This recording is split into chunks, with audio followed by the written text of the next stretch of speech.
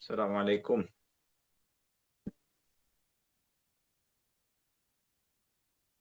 Assalamualaikum. Waalaikumsalam warahmatullahi wabarakatuh, Ustaz.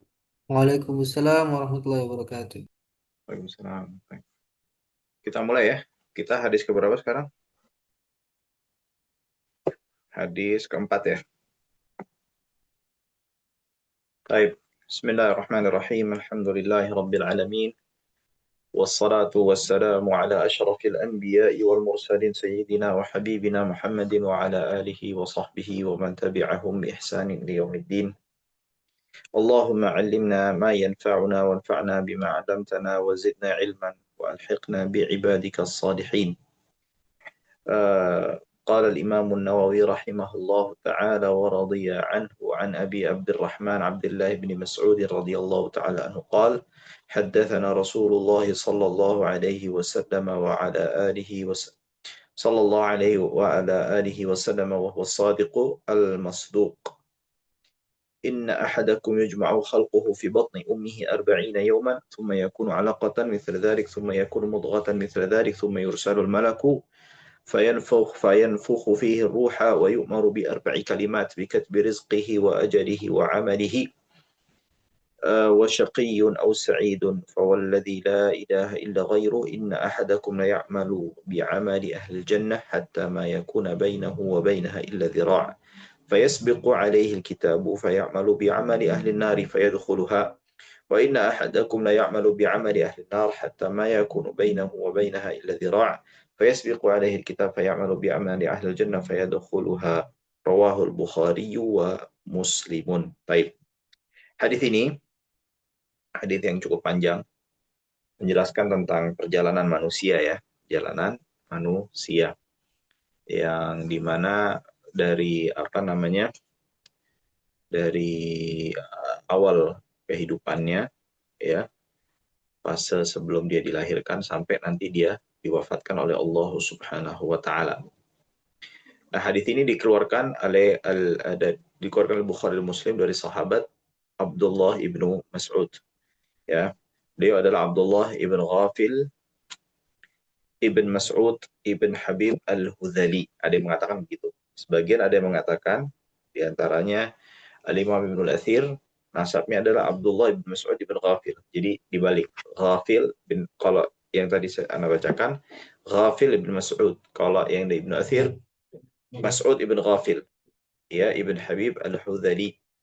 Kunyahnya beliau adalah Abu Abdurrahman. Ibu beliau adalah Ummu Abd. Ummu Abd binti Abdi Wud min Hudhail. Dari kabilah Hudhail. Ya, salah satu kabilah yang dimana kita mengetahui di Imam Syafi'i rahimahullahu taala mengambil ilmu dalam bahasa Arab dari kabilah tersebut. Beliau dilahirkan di Mekah, ya, dan beliau termasuk adalah orang-orang atau sahabat-sahabat yang masuk Islam pertama-tama, ya. Jadi bukan termasuk sahabat yang belakangan masuk Islamnya, ya. Dan beliau termasuk bahkan saking cepatnya atau pertama-tamanya atau sahabat-sahabat awal yang masuk Islam itu beliau adalah sahabat atau orang yang keenam yang masuk Islam yang beriman kepada Rasulullah Sallallahu Alaihi Wasallam. Ada kisah menarik tentang kenapa beliau masuk Islam, di mana ketika itu beliau sedang merawat kambing ya atau menjaga kambing ya. Lalu Nabi Muhammad Sallallahu Alaihi Wasallam datang menemui beliau ya dan mengusap ya salah satu kambing yang beliau jaga ya. Tahu-tahu kambing tersebut ya mengeluarkan banyak susu ya.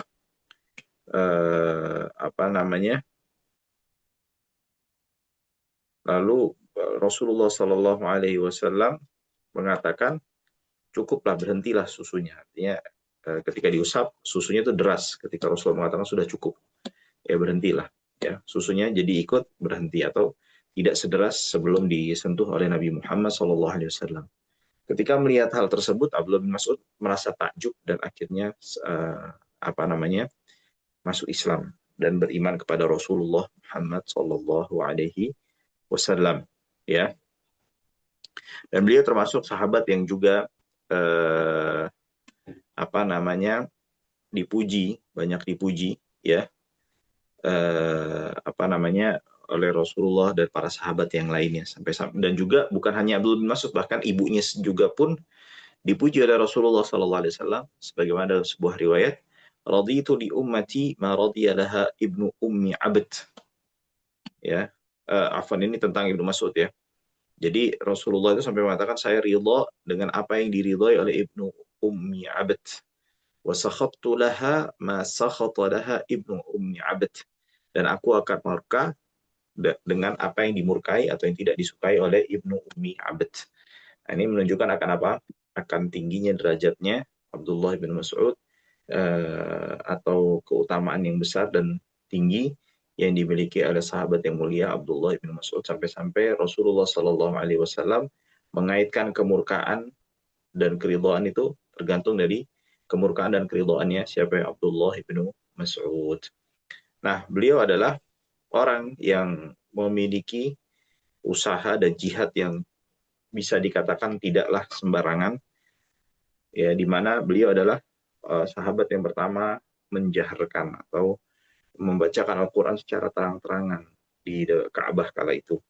Kita mengetahui di awal-awal keislaman itu nggak sembarangan, atau bahkan Rasulullah SAW sendiri pun tidak jarang menemui banyak gangguan daripada orang-orang pembesar kaum Quraisy kala itu. Dan juga sahabat itu banyak menerima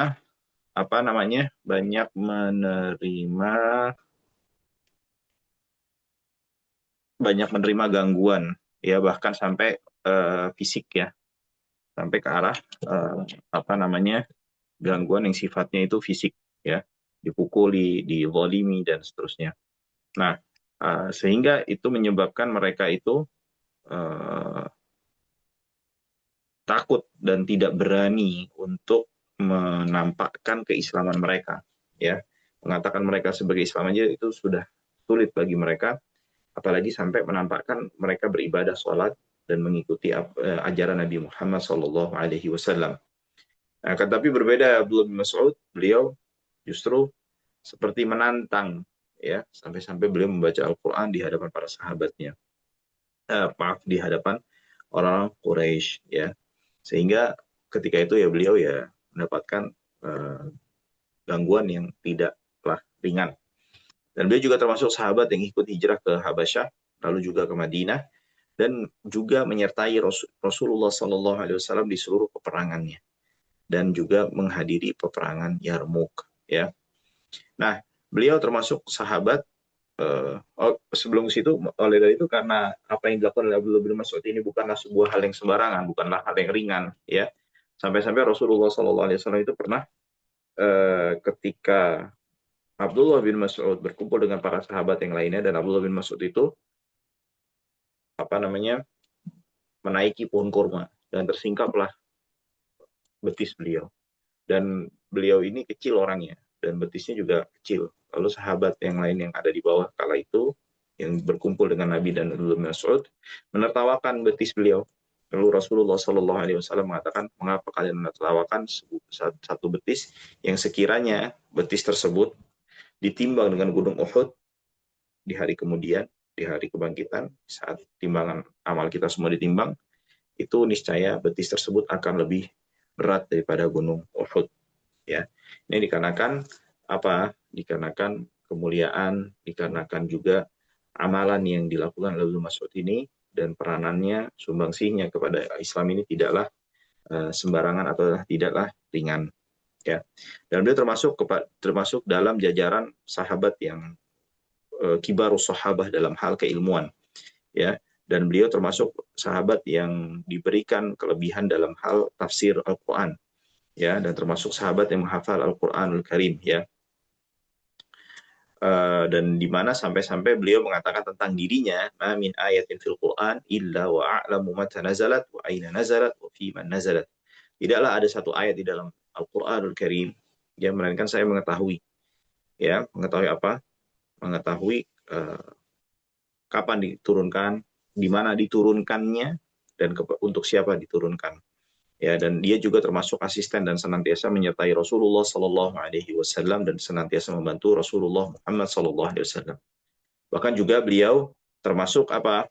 Termasuk sahabat yang menyimpan banyak rahasia Rasulullah SAW, atau yang diamanatkan untuk apa namanya, menyimpan rahasia Nabi Muhammad Sallallahu Alaihi Wasallam.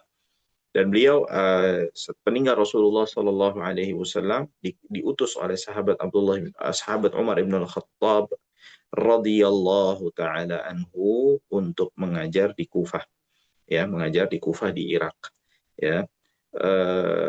Dan juga memangku jabatan sebagai seorang qadhi di Kufah, ya. Dan hal tersebut apa namanya, bisa dikatakan sahabat Umar bin Khattab itu melakukan semacam sebuah pengorbanan besar dengan mengirimkan Abdullah bin Mas'ud ke Irak. Maksudnya pengorbanan itu seperti apa? Ya, maka kita simak apa yang apa namanya, disampaikan oleh sahabat Umar kepada ahli Irak. Beliau mengatakan, inni qad ba'athu Ammar bin Yasir amiran wa Abdullah bin Mas'udin mualliman wa waziran. Ya, aku telah mengutus siapa? Ammar bin Yasir sebagai pejabat untuk kalian, dan Abdullah bin Mas'ud sebagai pengajar dan juga sebagai pemimpin kalian, ya. Wahuma minan nujaba, dan mereka termasuk adalah orang-orang yang cerdas, seorang-orang yang cemerlang, ya. Min ashabin Nabi sallallahu alaihi wasallam, dari kalangan sahabat Nabi Muhammad sallallahu alaihi wasallam, min ahli Badrin, bahkan bukan hanya sekedar sahabat biasa, tapi juga termasuk dalam jajaran sahabat yang ikut serta di dalam perang Badar. Faqtadu bihima wa ati'u wasma'u qawlahuma, maka hendaknya kalian meneladani mereka, mengikuti jejak langkah mereka, dan mentaati serta mendengar apa yang mereka ucapkan. Wa qad asartukum bi 'abdillahi 'ala nafsi, dan aku telah apa namanya istilahnya itu apa namanya, mendahulukan untuk kalian Ibnu Mas'ud. Artinya hakikatnya sebetulnya sahabat Umar itu membutuhkan Abdullah bin Mas'ud, tapi karena punya perhatian yang lebih, sahabat Umar sampai memberikan atau mengirimkan Abdullah bin Mas'ud untuk siapa? Untuk penduduk Irak, ya. Nah, ya, beliau tadi sebagaimana sudah dikatakan, ya, beliau memiliki fisik, kalau secara fisik itu lemah, sampai disebutkan ketika Abu Jahal wafat, mati, ya, di perang Badar, yaitu beliau tuh mengangkat Abu Jahal itu juga kesulitan, karena Abu Jahal yang memiliki tubuh besar, ya. Belum Mas'ud itu kecil, ya, dan juga ya fisiknya, kalau kita melihat kepada fisiknya, bisa dikatakan tidak sekuat sahabat yang lainnya, tetapi keimanan beliau luar biasa. Dan beliau senantiasa membaca suratul Waqiah. Di antara kebiasaan beliau itu adalah membaca suratul Waqiah setiap malamnya, ya. Sampai kenapa? Karena sampai di antara fadilahnya itu juga dibawa oleh Ibnu Al-Athir di Ushul Ghabah, bahwasannya orang yang senantiasa membaca surat Al-Waqiah ini, sebagaimana penuturan Ibnu Mas'ud, itu tidak akan takut kepada kefakiran, ya. Dan Rasulullah SAW mengatakan tentang Abdullah bin Mas'ud, innaka ghulamun muallimun, engkau adalah seorang yang senantiasa mengajarkan, sebagai pengajar, ya, guru umat. Wa qala Umar bin Khattab, wi'a'un muli'a ilman, satu wadah, seorang yang dipenuhi dengan ilmu, kata siapa? Sahabat Umar ibnul Khattab. Dan beliau meriwayatkan 848 hadis. Dan beliau di antara kebiasaannya itu juga adalah apa? Senantiasa menghatamkan Al-Quran dalam satu pekan, dan juga senantiasa mengajak orang menghadiri ketika beliau akan menghatamkan Al-Quran, untuk doa bersama dan mendoakan untuk mereka semua yang turut hadir bersama Ibnu Mas'ud di dalam momen ketika beliau menghatamkan Al-Quranul Karim. Nah, beliau wafat di kota Madinah di era sahabat Utsman, ya. Jadi beliau dimakamkan di kota Madinah, dan beliau meninggal di tahun 32 Hijriah. Ada yang mengatakan tahun 32 Hijriah, ada yang mengatakan tanggal 30 Hijriah. Maaf, tahun 30 Hijriah. Ada yang mengatakan 32, ada yang mengatakan tahun 30 Hijriah. Di era kepemerintahan sahabat Utsman bin Affan, dan beliau saat itu, ya, berumur 60 tahun, ya. Dan disolatkan oleh Zubair bin Awam, ya, di malam hari, ya, dan juga dimakamkan di malam hari di pemakaman Baqi, ya, di pemakaman Baqi, ya. Nah, nah itu Zubair yang apa namanya, yang menyolatkan karena Rasulullah telah menyaudarakan di antara mereka. Baik. Ala kulli hal, selanjutnya kita masuk kepada apa yang disampaikan oleh sahabat Abdullah ibnu Mas'ud radhiyallahu taala anhu. Haddatsana Rasulullah sallallahu alaihi wasallam, telah menyampaikan kepada kami Rasulullah Muhammad sallallahu alaihi wasallam. Ya, di dalam ilmu hadis, haddatsana itu, ya, adalah ketika seorang syekh membacakan hadisnya dan didengarkan oleh muridnya, ya, didengarkan oleh muridnya dan muridnya menuliskan apa yang dibacakan oleh syekh. Adapun akhbarana itu lebih skupnya lebih umum, bisa syekhnya, murid yang membaca, syekhnya menyimak, atau sebaliknya. Hadatsana dikhususkan hanya untuk apa? Hanya untuk ketika syekh membaca dan muridnya menyimak dan mendengarkan. Nah, tetapi istilah tersebut tidak diketahui atau tidaklah dipahami, atau ucapan hadatsana ketika dikatakan oleh sahabat bukanlah memiliki makna seperti itu, karena itu adalah yang dimaksudkan atau istilah yang dipakai oleh para muhaditsin di era-era setelah para sahabat. Ya, ala kulli hal, di sini Abdullah bin Mas'ud mengatakan haddatsana Rasulullah sallallahu alaihi wa ala alihi wasallam wa huwa as-sadiqu al-masduq. Beliau adalah orang yang jujur dan atau orang yang benar dan dibenarkan. Maksudnya apa? Kita mengetahui bahwa Rasulullah sallallahu alaihi wasallam itu senantiasa jujur di dalam tutur kata dan ucapannya. Sampai-sampai kita mengetahui bahwasannya orang-orang kufar Quraisy pun meyakini atau menjuluki beliau sebagai Al-Amin. Menjuluki beliau sebagai apa? Sebagai Al-Amin. Ya, yang artinya beliau itu senantiasa jujur, ya. Jujur. Jadi dalam tutur kata itu Rasulullah Shallallahu alaihi wasallam itu tidak akan pernah dusta, ya. Sehingga kita mengetahui sebagian orang-orang dari kalangan kufar Quraisy yang enggan beriman kepada Rasulullah Sallallahu Alaihi Wasallam tidak menafikan akan kejujuran apa yang disampaikan oleh Rasulullah Sallallahu Alaihi Wasallam berkaitan bahwasannya beliau adalah seorang nabi, ya. Akan tetapi yaitu ya Abu Jahal kan, dia katakan pernah ditanya sama salah seorang, kamu ya apa nggak yakin bahwasannya Muhammad itu bukanlah nabi? Enggak, saya yakin, tapi masalahnya dia dari Banu Hashim, sedangkan kami Banu Makhzum. Antara Banu Hashim dan Banu Makhzum ini adanya persaingan di antara dua kabilah tersebut, ya. Ketika mereka melakukan gini, kami pun juga melakukan ini. Mereka melakukan itu, kami juga melakukan hal yang sama, dan seterusnya dan seterusnya. Lalu kok ternyata ada nabi, kok di kami tidak ada nabi, ya. Sehingga itulah yang mengurungkan siapa Abu Jahal untuk beriman dan mengikuti Rasulullah Muhammad Sallallahu Alaihi Wasallam. Kembali lagi, disitulah yang menunjukkan bahwasannya apa? Bahwasannya di situ akan kejujuran Nabi Muhammad Sallallahu Alaihi Wasallam. Bahkan sampai dibenarkan oleh Allah Subhanahu Wa Taala, bukan hanya oleh Allah, dan juga dibenarkan dalam artian tidak didustakan dan tidak diragukan akan setiap ucapan yang disampaikan oleh Rasulullah Sallallahu Alaihi Wasallam, bahkan oleh musuh-musuhnya. Kita mengetahui ada sebagian musuhnya yang dikatakan yang diperingatkan oleh Rasulullah bahwasannya kalian akan wafat dalam kondisi seperti ini dengan kondisi yang menakutkan. Seketika itu juga musuhnya itu orang kafir tersebut takut mendengar apa yang disampaikan oleh Rasulullah Muhammad SAW karena mengetahui bahwasannya mereka atau bahwasannya Nabi Muhammad SAW itu adalah orang jujur dan tidak akan pernah berbohong dan berdusta di dalam setiap ucapannya. Ya. Lalu apa yang dikatakan oleh Rasulullah SAW? Inna ahadakum yujma'u khalquhu fi batni ummihi arba'ina yawman.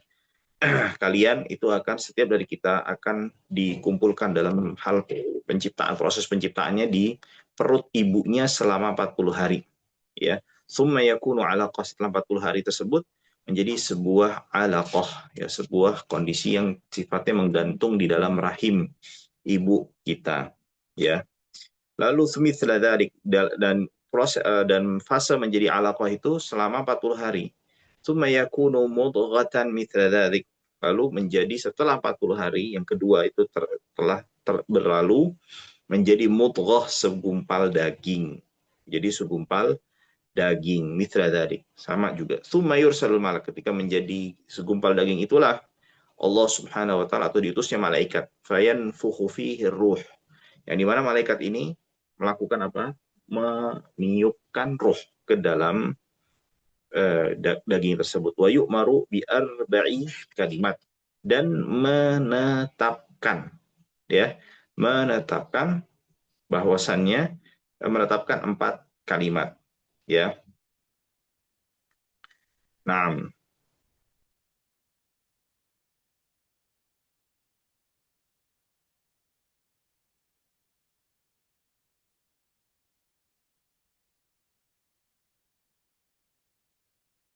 Nah, sebelum kita membacakan apa yang ditetapkan atau yang dituliskan oleh para malaikat ketika meniupkan ruhnya, Al-Imam Ibnu Hajar Al-Haytami memberikan sebuah hikmah daripada proses tadi. Kan kita mengetahui di dalam perut itu sebelum ditiupkan roh itu melewatkan proses yang kurang lebih bisa dikatakan melewati 3 fase dari 40 hari.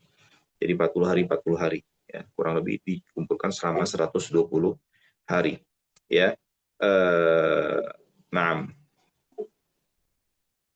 beliau mengatakan wal ijadu ala hadha tertib al-ajib ala ijadihi kamilan kasairil makhluqat fi asra'i lahdah. Ya, penciptaan Allah Subhanahu wa taala dengan urutan ini, ya, yang sangat menakjubkan bila dibandingkan dengan apa yang diciptakan Allah menciptakan seluruh manusia atau seluruh makhluk dengan proses yang sangat cepat, ya, dalam jangka waktu yang sangat cepat, dikarenakan Allah Subhanahu wa taala innama qauluna li syai'in kun fayakun, ya kan, Allah mengatakan itu kun fayakun, kun langsung jadi gitu. Kinayah an mazidi sur'ah, itu maksudnya kun fayakun itu sebagai bentuk perumpamaan menunjukkan bahwasannya Allah bisa, atau Allah menciptakan makhluk itu dengan sangat cepat gitu loh, tanpa perlu adanya proses yang panjang dan lama gitu kan. Nah, lalu kenapa kok di manusia, ya, dan juga sebagai makhluk-makhluk yang sebagaimana Allah Subhanahu wa taala cerita atau Rasulullah sallallahu alaihi wasallam ceritakan itu kok ada prosesnya? Jelas ya. Di satu sisi kan mengatakan kun fayakun, selesai langsung cepat gitu. Tapi kok di sini ada proses gitu. Ya. Nah, ini menjadi pertanyaan. Atau apa hikmahnya gitu. Ketika bicara makhluk secara global cepat, tapi kok ketika manusia atau bagian-bagian makhluk yang lain itu ada prosesnya secara bertahap, ya. Yumkin an yuqal fi hikmatihi ma qaluhu fi khalqis samawat wal ard wa ma fihima wa ma bainahuma fi sittati ayyam. Artinya maksudnya adalah bisa dijawab dalam hikmahnya sebagaimana yang dijelaskan oleh para ulama dalam hal apa? Dalam penciptaan langit dan juga bumi, dan yang di dalamnya dan juga di antara keduanya dalam jangka waktu selama 6 hari. Maksudnya apa hikmahnya? Wahiyya ta'limuhu subhanahu wa ta'ala li'ibadihi ta'anni fi umurihim. Hendaknya seorang manusia itu untuk jangan terburu-buru di dalam mengambil keputusan dan mengambil langkah di dalam setiap proses kehidupannya. Ya, ini penting pelajaran buat kita semua ketika kita sedang meniti satu hal, hendaknya kita tuh jangan mudah terburu-buru. Hendaknya kita untuk bisa bisa menguasai terlebih dahulu secara baik, baru kita masuk ke dalam hal yang sedang kita tekuni, ya. Jadi jangan buru-buru, kayak misalnya contoh, atau bisa juga dalam hal bisa dunia aja, ya. Makanya Rasulullah juga mengatakan hati-hati dengan istibta'. Ya, istibta' itu merasa lambat dengan rezekinya Allah Subhanahu wa taala. Lalu Rasulullah mengatakan fa'ajmilu fit talab, maka hendaknya dalam mencari rezeki itu dengan cara yang terbaik. Artinya apa? Dari dua pesan itu, yang tadi istibta' dengan larangan untuk istibta' dan juga untuk mengambil rezeki dengan cara yang baik, itu ada pesan yang bisa kita ambil. Apa itu? Hendaknya seseorang itu hendaknya dia untuk melihat kapasitas dirinya. Jangan sampai karena dia terlalu bersemangat untuk bersemangat untuk mencapai sebuah target pencapaian di dalam kehidupannya, mengejar target pencapaian di dalam hidupnya, akhirnya dia menghalalkan segala cara dan dia terburu-buru Artinya dia memasuki sesuatu fase yang dimana dia belum mampu untuk masuk ke dalam fase tersebut. Akhirnya bukan dia menjadi semakin baik dan semakin pencapaiannya semakin tinggi, justru menjadikan itu sebagai malapetaka dan menjadikan dia terjatuh ke dalam hal yang tidak dia inginkan dan dia tidak sukai. Jadi kayak ada orang yang berusaha untuk mencapai target dalam bisnisnya, tapi karena memaksakan akhirnya malah justru bukan tambah untung, tambah bangkrut. Atau juga maknanya ada dikarenakan karena tidak ada sifat yang kehati-hatian, akhirnya dia melakukan hal-hal yang dilarang oleh Allah Subhanahu wa taala. Nah, di sini Allah Subhanahu wa taala mengatakan, sebagaimana aku menciptakan dirimu dengan sebuah proses, maka engkau ketika mengejar sesuatu dalam kehidupanmu, hendaknya juga engkau jangan lupa untuk melewati semua prosesnya, ya. Nah, ini juga kita lihat sekarang banyak orang-orang yang berbicara dalam banyak hal apapun, baik itu agama ataupun bidang keilmuan yang lainnya, di mana hakikatnya orang yang berbicara itu belum memiliki keilmuan yang cakap dan matang dalam hal yang sedang dia bicarakan. Akhirnya timbul apa? Timbul dia bicaranya ngaco, bicaranya ngomong yang nggak sesuai dengan faktanya, ya, atau bahkan bisa dikatakan menyampaikan informasi yang salah, bahkan bisa sampai taraf menyesatkan. Nah, au yuqal, atau dikatakan hikmatuhu i'lamun nas bi anna husul al-kamal al-ma'nawi lahu innama yakunu bi tariqati tadarruj nadhiru husul al-kamal al-zahiri lahu bi tadarrujihi fi maratibil khalq. Nah, juga di sini selain dalam hal yang sifatnya zahir, baik si fisik kita ataupun pencapaian-pencapaian yang sifatnya itu kita sebagai manusia, di sini juga memberikan isyarat kepada kita ketika Allah Subhanahu wa taala menciptakan manusia itu dengan proses ada 40 hari di alaqah, 40 hari serikut mudghah dan seterusnya. Engkau dalam hal mencapai derajat, ya, penghambaanmu kepada Allah itu juga butuh proses. Jadi nggak dikit tahu-tahu orang dalam kondisi udah bisa mengaku saya orang paling soleh, saya orang yang paling dekat pada Allah Subhanahu wa taala, sedangkan engkau nggak pernah melalui proses di dalam hal melewati proses penghambaan kepada Allah Subhanahu wa taala dengan baik. Nah, lalu selanjutnya di sini disebutkan wa yu'maru bi arba'i kalimat. Ya, apa aja itu kalimatnya? Bikatbi rizqihi, ya, rezekinya. Apa itu rezeki? Rezeki setiap hal yang bermanfaat yang kita dapatkan, yang kita rasakan. Jadi rezeki itu tidak terbatas dengan yang namanya materi berupa uang. Nggak hanya itu saja. Apapun itu, baik yang kita miliki maupun tidak kita miliki, selama kita bisa merasakan dan memanfaatkan dari manfaat hal yang kita dapati itu, baik itu milik kita atau tidak, itu adalah rezeki dari Allah Subhanahu wa taala. Dan menurut Ahlus Sunnah wal Jamaah, rezeki itu baik yang halal maupun haram, ketika itu bermanfaat, ya, itu juga rezeki dari Allah Subhanahu wa taala. Nah, jadi setiap yang bermanfaat untuk kita itu adalah rezeki, baik yang sifatnya maknawi ataupun hissi, sifatnya sebuah makna ataupun hal yang bisa kita rasakan secara indrawi, ya. Jadi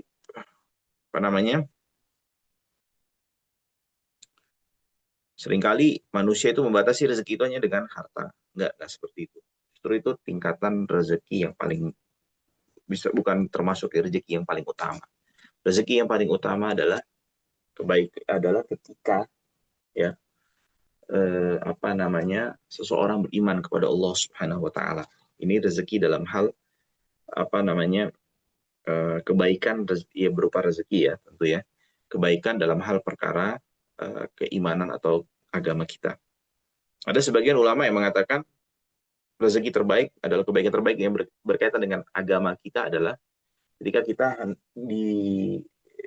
dianugerahi oleh Allah Subhanahu wa taala untuk mau mendalami agama, begitu.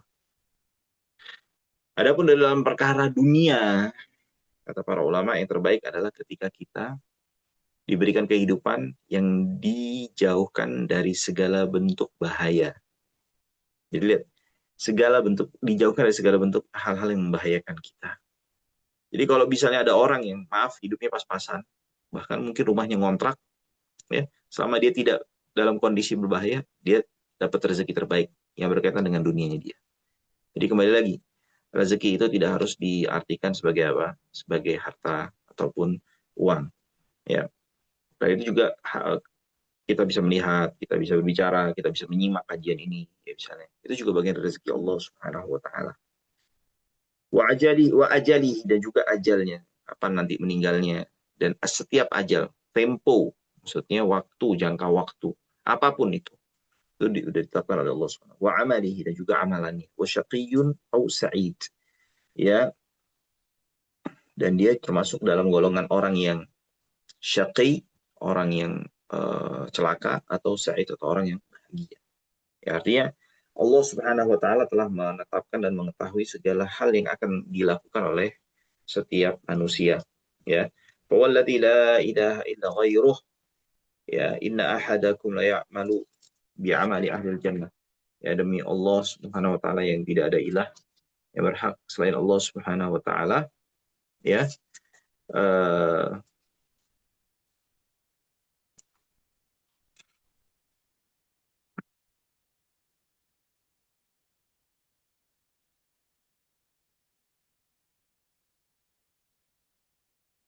nah, demi jiwa yang aku berada di genggamannya, ya, salah seorang dari kalian nanti beramal dengan amalan ahli surga, lalu sampai pada tahapan daripada kehidupannya tinggal sejengkal,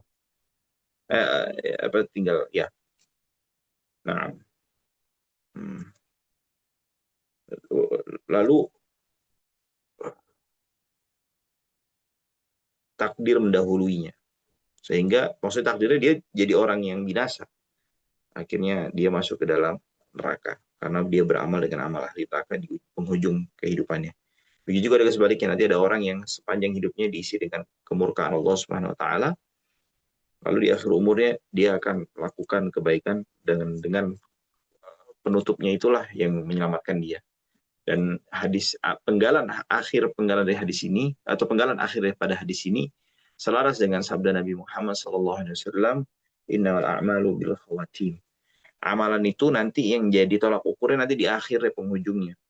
Oleh dari itu, banyak dari salaf itu ketika sudah umur 40 tahun udah mereka tuh akan fokus di dalam hal beribadah kepada Allah Subhanahu wa taala.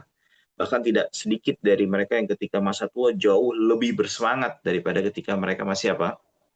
Kembali lagi, ketika masa tua jauh lebih semangat daripada ketika mereka masih muda. Artinya bukan masa muda tuh nggak beribadah. Enggak, karena tadi kan sudah disampaikan, bahwasanya ketika seseorang untuk terbiasa dalam beribadah dalam hal keimanan butuh adanya namanya proses dan pembiasaan. Seperti halnya proses dalam hal penciptaan kita. Nanti kalau ada orang yang tidak terbiasa untuk beribadah dengan baik di masa mudanya, dikhawatirkan nanti di masa tuanya dia tidak akan terbiasa dan tidak akan terbiasa beribadah dan justru akan lebih lalai. Akan tetapi kalau ada orang yang masa muda itu juga sudah rajin dan mengisi dengan berbagai macam bentuk ibadah, itu dapat diharapkan nanti di masa tua justru malah dia lebih giat lagi dalam hal beribadah. Itu dia. Itu makanya dilihat ada proses di awal tentang penciptaan, di akhir justru nanti proses di akhir nanti dalam artian sudah masa akhir kehidupan.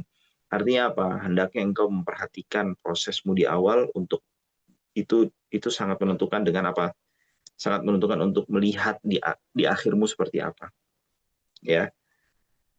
Dan jangan sampai engkau terkelabui dengan zahir yang kita perlihatkan atau yang nampak dari diri kita seakan-akan baik, bisa jadi ternyata ada satu penyakit yang tidak kita ketahui, kita biarkan, justru itu akan menjadi penyebab hal yang membinasakan kita di akhir umur. Ya, oleh itu pentingnya juga selain kita mempelajari ilmu agama yang berkaitan dengan amalan zahir, juga memperhatikan tentang amalan batin agar kita tidak terperdaya dengan amalan kita sehingga dengan disebabkan kata membiarkan penyakit batin yang menghinggapi di dalam hati kita, itu menyebabkan kita justru nanti menjadi intikas, berbalik kondisinya. Nasallallahu alaihi wasallam. Ya, semoga Allah Subhanahu wa taala menyelamatkan kita dan memberikan kita apa namanya? Kesehatan. Itu dia, jemaah sekalian.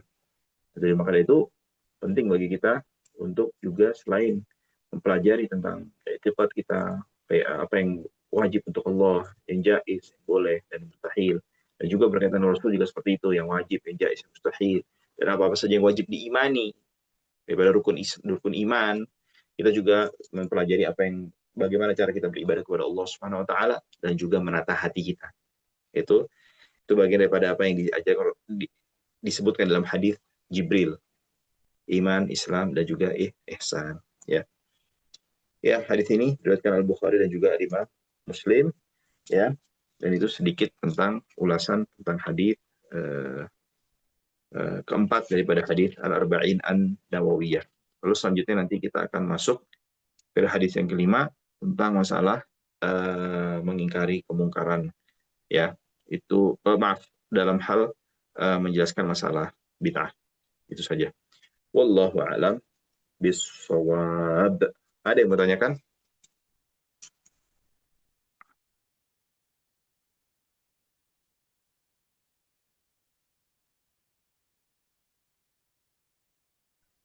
Terima kasih Ustaz.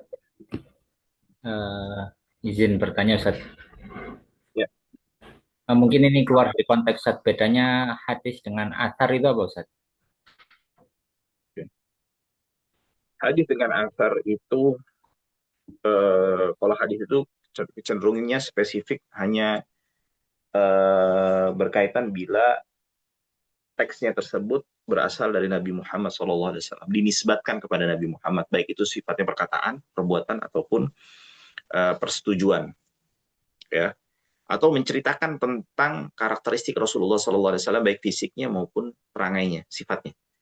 Itu hadis. Namun athar itu cakupannya lebih luas, Artinya ketika kita menceritakan tentang sesuatu hal yang ada di masa lalu, ya, baik perkataan para ulama, para sahabat, para aulia, para sholihin, itu bisa dikatakan sebagai apa? Athar. Gitu. Jadi ya bisa dikatakan athar itu ya, hadis Nabi itu juga bisa dikatakan athar. Kembali lagi, jadi intinya athar itu cakupannya lebih global, lebih luas, maknanya lebih luas, lebih global. Adapun hadis maknanya lebih sempit, lebih spesifik. Wallahu a'lam bishawab. Jazakallah Ustaz. Terima kasih Ustaz. Wa iyyakum. Nanya lagi Ustaz. Tadi kan disebutkan bahwa rezeki itu kan juga sudah ditetapkan kan Ustaz ya. Terus fungsinya ikhtiar itu sebenarnya ada pada di mana Ustaz? Terima kasih Ustaz. Ya, artinya makna rezeki sudah ditetapkan itu ya, bagian yang ditetapkan itu juga ikhtiarnya. Atau asbabnya itu sudah ditetapkan. Ya. Fungsinya ikhtiar itu adalah sebagai bentuk ujian untuk kita. Apakah kita menyambut rezeki yang Allah Subhanahu wa taala tetapkan itu dengan cara yang diridhoi atau cara yang dimurkai oleh Allah Subhanahu wa taala. Karena kan kita hidup di dunia ini hakikatnya untuk apa? Untuk diuji kan? Ya. Ya, diuji dalam setiap hal yang meliputi dan ada di sekeliling kita. Ya. Yang berkaitan langsung dengan diri kita. Begitu. Wallahu a'lam bishawab. Lagi katanya? Terima kasih Ustaz. Sama-sama.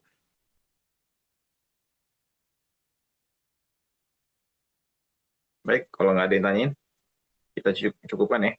Kita tutup dengan doa kafaratul majlis. Subhanakallahumma wa bihamdik, asyhadu an la ilaha illa anta astaghfiruka wa atubu ilaik. Alhamdulillah. Assalamualaikum warahmatullahi wabarakatuh. Waalaikumsalam warahmatullahi wabarakatuh. Jazakallah Ustaz.